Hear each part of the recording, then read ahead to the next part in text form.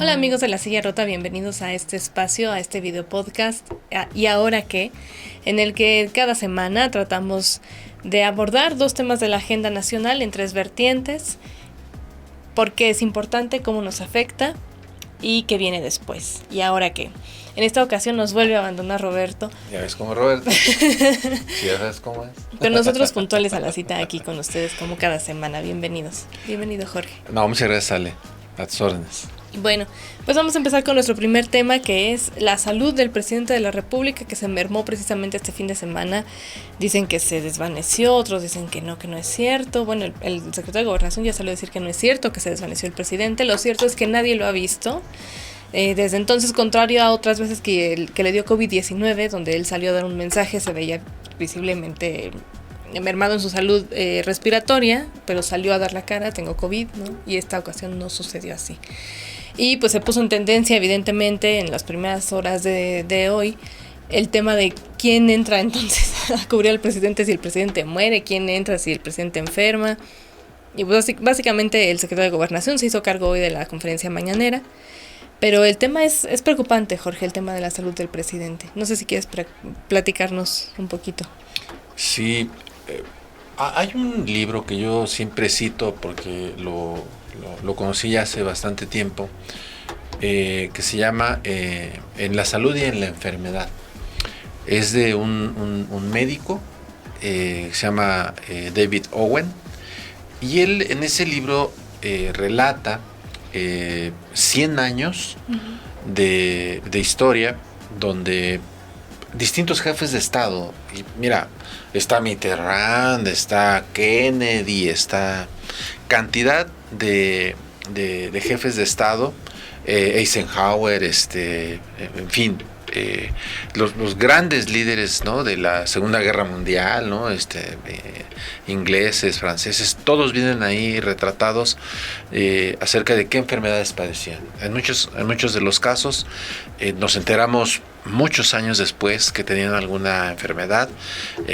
Mitterrand estaba enfermo, casi una enfermedad muy, muy grave, siendo presidente de Francia, y bueno, no nos enteramos en su momento, ¿no? Kennedy, ¿no?, tenía ciertos padecimientos de los cuales tampoco nos enteramos. Y en el caso mexicano también hay muchas historias, ¿no? De López Mateos, que padecía migrañas que lo obligaban a estar encerrado en habitaciones oscuras, que es lo que a veces alivia un poco, ¿no?, a quienes padecen migrañas así terribles.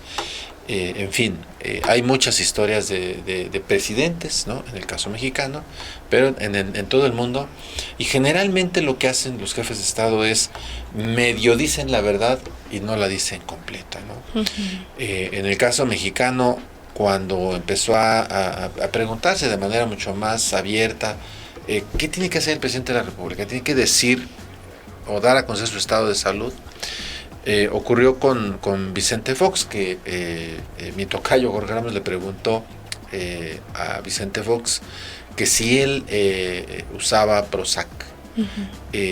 Vicente Fox se molesta, se levanta en la entrevista y ahí está la historia.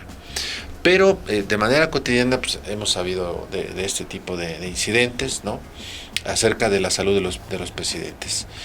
Y bueno, en el mundo occidental particularmente, porque en otros son mucho más cerrados. Pero en las democracias, digamos, occidentales particularmente, sí hay una disposición a que se informe el estado de salud del jefe de Estado. ¿Por qué razón? Pues porque cualquier circunstancia en torno a él afecta a todo el país, ¿no?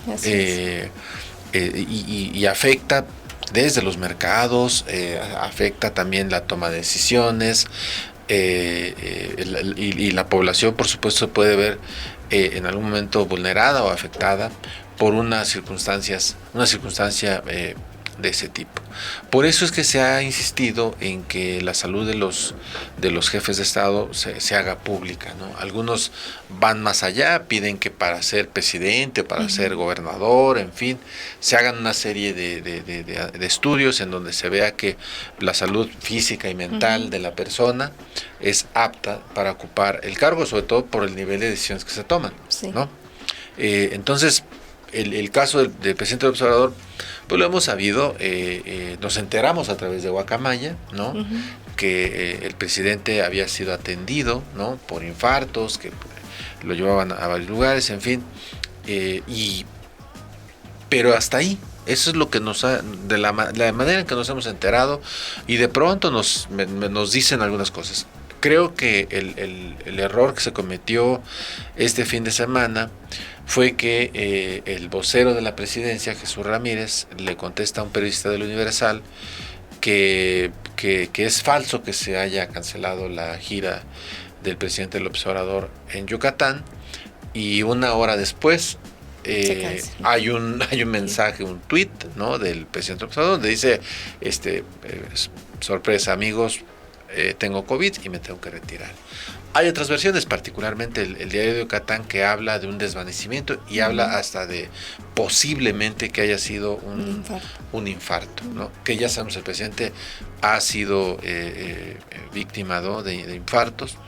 Entonces, el hecho de que la presidencia de la República tropiece de esa manera, lo que denota es, evidentemente hay una mala comunicación social, pero bueno, ese es asunto de ellos. Lo que nos concierne es que si no se informa de manera clara, entonces esos huecos se llenan con información difusa, con noticias falsas. ¿Por qué? Pues porque el gobierno no asume su papel y su responsabilidad de decir, pues esta es la circunstancia, este es si me apuras, la prueba COVID, que comprueba que el presidente pues tiene COVID, y lo que está haciendo es resguardarse, ¿no? Sí. Pero el error, los errores que se cometen, y que insisto, son de años, y de jefes de Estado en todo el mundo, es eso, ¿no? El ocultamiento de una realidad que al final pues termina afectándonos como ciudadanos, ¿no? Sí, porque es importante, porque un jefe de Estado que está en buenas condiciones de salud representa también la fortaleza del Estado, ¿no? Un jefe de Estado que merma su salud o que se enferma, preocupa a los mercados, preocupa a otros jefes de Estado, preocupa al mismo gobierno que encabeza él, ¿no? Y creo que esta ocasión específicamente ha sido la ocasión en la que Andrés Manuel López Obrador ha preocupado, precisamente por lo que decía al principio. No aparece, ¿no? La primera vez que le da COVID, aparece creo que al segundo o al tercer día y dice, sí, se le escucha mal, ¿no? La segunda ocasión él mismo graba un video ahí ya como sin nada, y aparece al tercer día y dice, ya estoy de vuelta, ya se me pasó. Vamos a ver cómo evoluciona en estos días la enfermedad respiratoria que tiene. Si no es que es otra cosa, ¿no? Porque justo como dices, ya no se sabe qué creer con esta dilación de la información y también con estas contradicciones que tienen entre las. Yo creo que sería muy sencillo, como tú dices, ¿no? Sí. Grabar un video, o sea, no me siento tan mal, pero por prudencia, me aíslo, ¿no? Pero pues aquí estamos, y el secretario de Gobernación se encarga de del despacho y adelante. Sí, y es que además ya lo hizo con precisamente la misma enfermedad. Ya se ha hecho. Pero entonces sí preocupa, por ejemplo, otra cosa, su corazón, ¿no? Que es una enfermedad que sí ha padecido él. Pues Guacamaya desnudó muchas cosas en ese sentido, ¿no? Y pues ahí está el tema. Así es. Y bueno, no ha sido el único presidente. También recordemos a Peña Nieto cuando se desapareció precisamente varios días, que le hicieron estudios, que si tenía cáncer, que si se estaba muriendo, que si no sé qué. Lo vimos que regresó visiblemente mermado de su salud, pero bueno, siguió, ¿no? Y también hubo ahí parecía, pero pues, si yo después de que tuvo la presidencia lo veíamos en la pachanga, lo mismo en Colombia, con peluca en Nueva York, y bueno, ya después le bajó a la exposición, pero yo veo al presidente muy sano, y además, y corría, yo lo veía, participaba en las carreras del Estado Presidencial y se aventaba 10 kilómetros. Sí, a lo mejor no era un atleta, pero yo quisiera que cualquiera de nosotros pudiera ser. Nos aventáramos 10 kilómetros corriendo.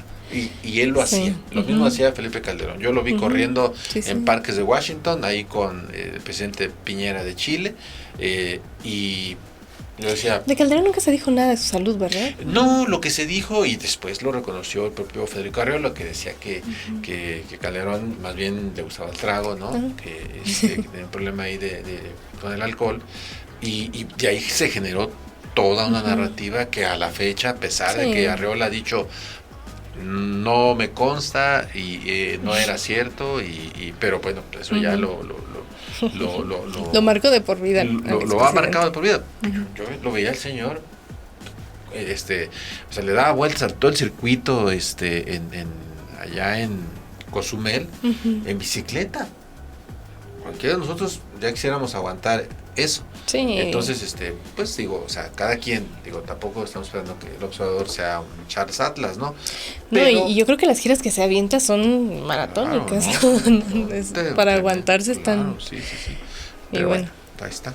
Sí, y ahora que, pues yo creo que sigue? Esto viene o cruza, no sé tú cómo lo veas, Jorge, yo creo que cruza por esta poca transparencia que tiene el gobierno de la 4T. Y es que no sería tan criticable si ellos no enarbolaran la bandera de somos los más transparentes del mundo, como tú dices, y dices bien, en todos los países del mundo, casi todos los gobiernos que han tenido esta situación se enfrentan a la posibilidad de no decirlo todo, ¿no? Y al beneficio de mejor no decirlo todo, porque es más relevante mantener a un jefe de Estado en aparente buen estado de salud que decir abiertamente el presidente de tal país está enfermo, está colapsado, o tiene tal enfermedad terminal, ¿no?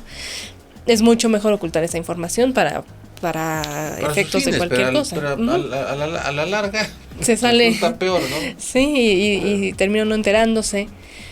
Y yo creo que también el gobierno de la 4T debería, sí, realmente enarbolar esta bandera de la transparencia, decir, sí, el presidente tal vez está haciendo estudios, sí, el presidente tal vez está en tal situación, ¿no? Cuando suceda, porque sucede y ya... Pides demasiado, ya salió. Pides demasiado. Creo que deberían, no creo que lo hagan evidentemente, pero... Pues sí, eso va a seguir esto y ojalá sea el último episodio que veamos así al presidente, ¿no? Es lo preferible. No lo podemos asegurar, el presidente tiene enfermedades crónicas graves y también la COVID-19 pues, le sigue dando a todas las personas. Entonces muy seguramente no vaya a ser el último, pero ojalá vaya a ser el último episodio que veamos así. Yo sinceramente creo que no habrá un cambio en la estrategia de comunicación. Para ellos el modelo de la conferencia mañanera es el mejor y ya lo dijo en palabras del secretario de Gobernación, para ellos el mundo ideal es que no exista órganos de transparencia como el INAI. Entonces, sinceramente creo que la posibilidad será la marca de la casa. Estamos enterándonos, ¿no? Que el proyecto de sentencia, o no sé si es la decisión definitiva, pero lo que está planteando parte de Loreto Ortiz, la ministra, es rechazar la suspensión que pedía el INAI para poder sesionar, ¿no? Con cuatro integrantes de 5 cuando la ley marca 5. Hay un principio ahí que quizá no se está tomando en cuenta por parte de la ministra y que quizá podría ser un bien mayor, y que es que no se está frenando a una institución específicamente. Sí, ese es el hecho que estamos viendo, que el INAI no puede sesionar y por lo tanto, pero a quien está afectando de manera secundaria es al ciudadano, a ustedes que nos están viendo. Si usted tiene un recurso en contra de una instancia de gobierno, pues el INAI no va a poder sesionar y no le va a poder dar o a usted la razón o dársela a la institución. Pero lo que están bloqueando es el derecho humano suyo. Es un derecho humano a la información, a estar informado. Y eso es un derecho humano que no se está considerando, desde mi punto de vista, en este sentido. Pero bueno, la ministra sabe más de derecho que yo, entonces pues seguramente ella tiene sus razones. Pero desde mi punto de vista creo que debe haberse considerado el derecho humano suyo y nuestro, que es el que se está vulnerando con esto. Sí, no he visto yo el proyecto o la resolución, ¿no? Hasta ahorita lo que sabemos es que justo es la posición de la ministra, que me imagino yo que es el proyecto, como bien dices, Jorge, y sí me imagino que va por el lado de decir, es que es inconstitucional, porque la Constitución es la que dice que el INAI tiene que sesionar con 5 integrantes. Pero bueno, más allá del argumento que dé la ministra, lo de que decimos de la transparencia, que no veremos, ¿no? A sí, partir de este asunto del presidente, que la verdad, dicho de paso, se le desea que se mejore, que esté bien. Sí, sí, sí. Y que, de verdad, si es un COVID que no es agresivo, está bien, qué bueno. Sí, que es el último episodio, ¿no? Está bien, claro, pero la transparencia, ese es el punto. Exacto, y eso es lo criticable. Así es. Eso es lo que uno como ciudadano tiene que estar observando de su gobierno, ¿no? Que haya transparencia, que haya información. Y eso es de interés público. Y bueno, nuestro segundo tema es precisamente estos embates que se hacen desde la conferencia mañanera hacia la Suprema Corte de Justicia. Y es que también el secretario de Gobernación, y no nada más contra la Suprema Corte, también va contra el INAI, contra todos. Creo que el mensaje que está dando el secretario de Gobernación en contra de estos organismos, bueno, del Poder Judicial, que es un poder autónomo, en este caso ese es el tema que vamos a tratar, pero también con los órganos autónomos, creo que los mensajes han sido agresivos de parte de Adán Augusto López, ¿no? Y bueno, ahora sale a dar unos mensajes ahí que dice: la Suprema Corte estará muy en contra de la Guardia Nacional, pero ya nos pidió ayuda para que vayamos a resguardarla porque hay muchas protestas, ¿no? En contra de los ministros. Eso lo marca la ley, ¿no? Y además es su obligación, lo tienen que hacer. Sí. Pero yo creo que el mensaje que sale a dar es, pues sí, están tan en contra, pero nos piden la ayuda, ¿no? Y el presidente se la pasa también golpeando a la Suprema Corte. Hay ahí cosas que si se desayunó con la Secretaría de Seguridad y Protección Ciudadana, etcétera. No sé, Jorge, ¿tú cómo ves todavía estos embates que hace la Suprema Corte el gobierno federal? Sí, bueno, lo que pasa es que entendamos la lógica del presidente López Obrador. El presidente López Obrador se organiza, ¿no? O más bien establece una narrativa y un discurso que es durísimo, ¿no? Contra quienes él considera que o están en contra suya, o conspiran en contra suya, o hacen bola en contra suya, como quiera que sea, pero si no están de acuerdo con lo que él piensa y dice, él se va durísimo. Hace tiempo, no recuerdo quién fue, si no me recuerdo creo que fue Guillermo Sheridan, pero si no a lo mejor me equivoco en la fuente, pero alguien hizo un compilado de los adjetivos que usa el presidente López Obrador, insisto, para todo aquel que no esté dentro de su microcosmos. Pero, o sea, y él, pues, o sea, ahí están todos los insultos que profiere a los periodistas, en fin, a todo el mundo. Entonces, esa es parte, digamos, de la narrativa del presidente que evidentemente le funciona, ¿no? Para una parte de su público. Por ejemplo, ustedes se han preguntado, tú te has preguntado, por ejemplo, ¿por qué López Obrador no se reúne con víctimas?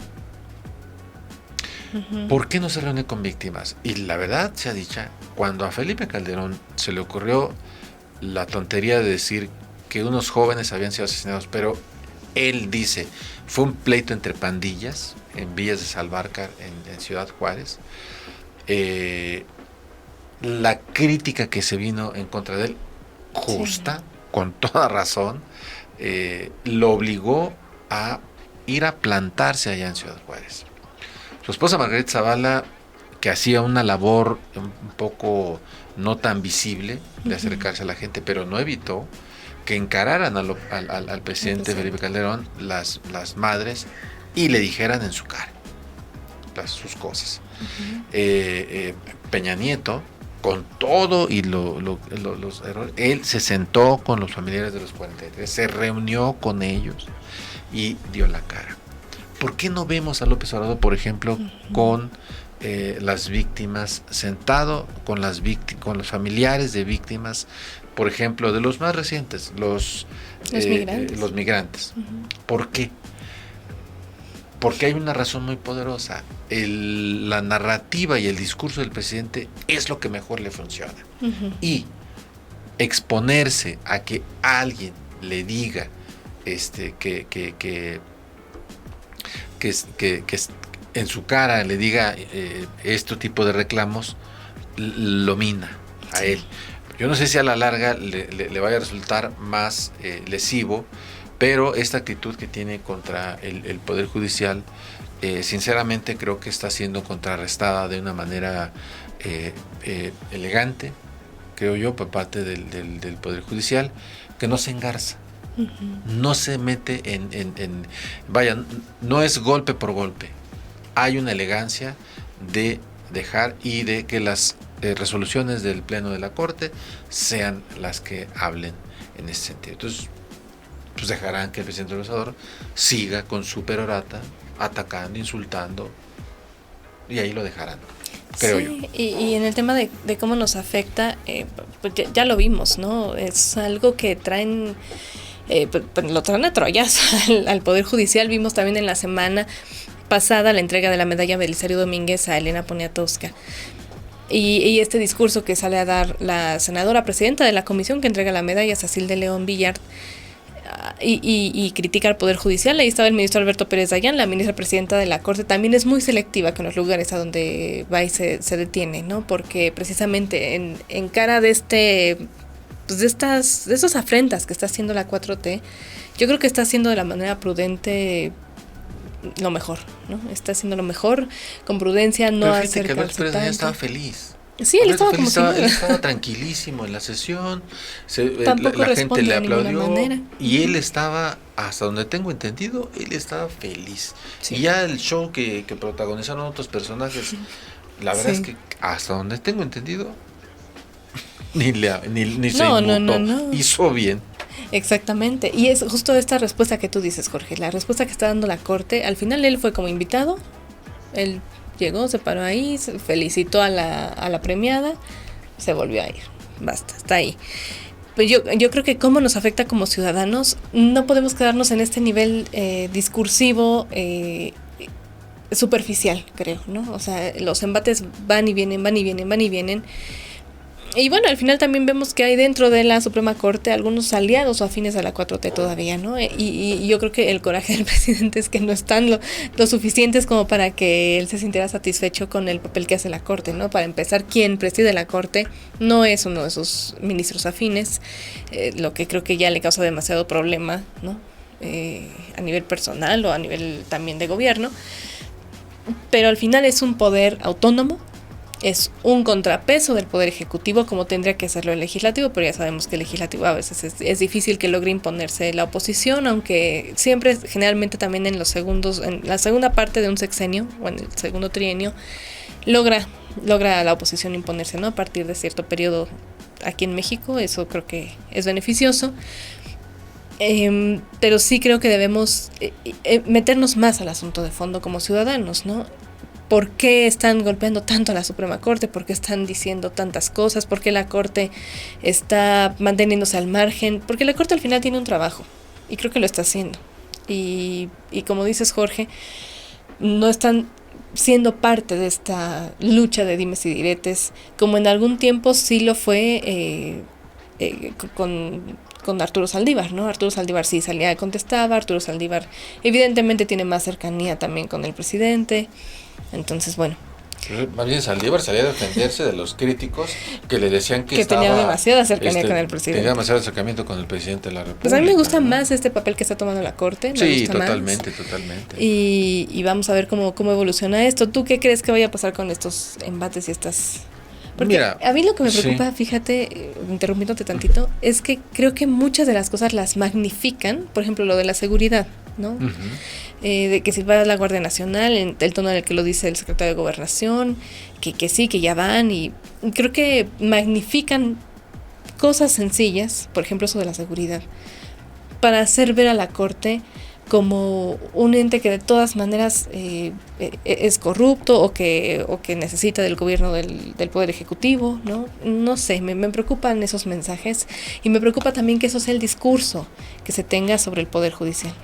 No sé, ¿tú cómo ves? Sí, mira, yo coincido contigo y yo creo que lamentablemente vamos a ver en lo que resta de este sexenio es la misma actitud, la misma ojeriza, insultos, esta instrucción que dio el presidente, no les contesten ni el teléfono.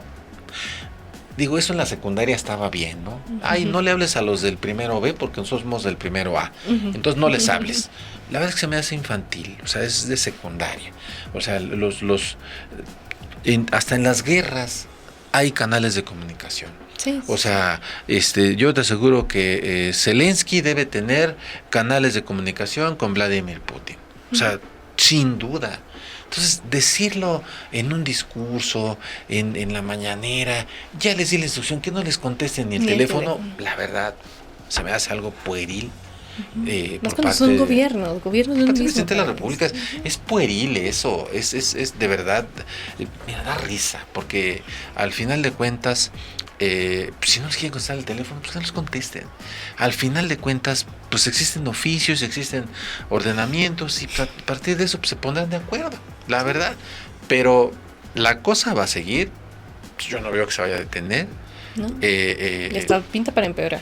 Pinta para empeorar en lo que sigue, porque además pues, ya viene la elección, entonces pues se van a querer para más las cosas, es el escenario que más, lo he dicho todo el tiempo, que más le conviene al presidente para sus fines, pero yo sí creo que en el caso del Poder Judicial habrá una actitud más republicana, ¿no? Más profesional, respecto de los discursos, ¿no? del presidente de la República. Y bueno, pues si no le quieren hablar los del primero A, los del primero B, pues que no se hablen, pues ni modo. Así era la secundaria, y pues así tenemos un gobierno ahora de secundaria, que así lleva sus relaciones con otros poderes, ¿no? Yo creo que... Pero bueno, pues además acuérdense que hay senadores que antes los invitaban a comer tamaletes de chipilín, y de pronto, pues como ya me enojé contigo, ya no te invito a tamaletes de chipilín. Y eso que son del mismo equipo.